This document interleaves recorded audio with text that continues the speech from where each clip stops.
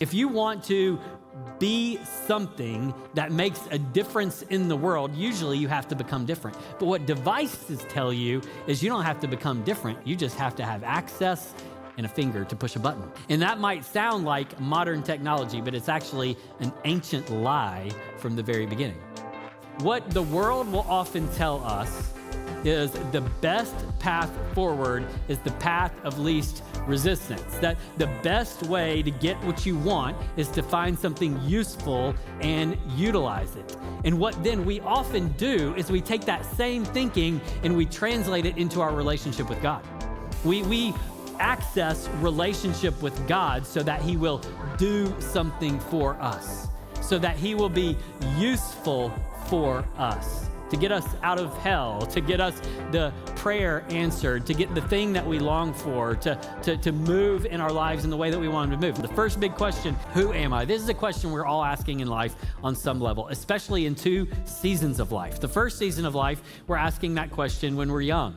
We're asking that question when we're growing up into adulthood. Like, what am I going to do in the world? Who am I going to love? Who or what am I going to worship? We're asking all these huge questions, and the reality is teens and 20-somethings have asked these questions for decades, for generations even.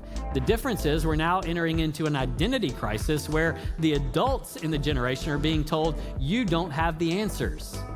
And they need to just find their own way. And for the first time in human history, societies are saying it's not the wisdom being passed down from one generation to the next. We simply leave our kids to figure out their own path. And it's creating an identity crisis in our world. All of us are on a journey to become a particular version of ourselves. And we will either become a carrier of God's liberating grace, or we will become a carrier of the sicknesses of the world. How do we actually become something that God has in mind, that Jesus has in mind? And that then leads to the next question. Who am I has everything to do with our internal formation. We call it spiritual formation, how we're being formed and shaped by the forces of influence in our life. The next question is, where am I? Where on this journey of life, how does it make sense? Like if you've ever used a map, it's helpful to know where the starting point is. It's helpful to push that little arrow that shows you exactly where you are in relation to everything else.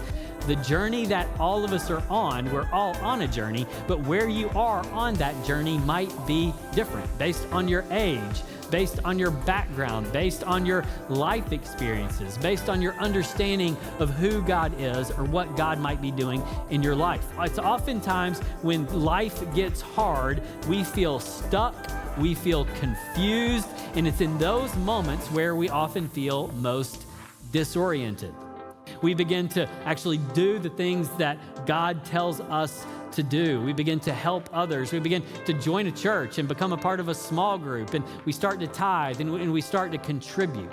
And then we have what's called the journey inward. And this back half is what I'm really excited about because so few people know it or understand it, and yet they are living it. The journey inward is when we begin to ask hard questions.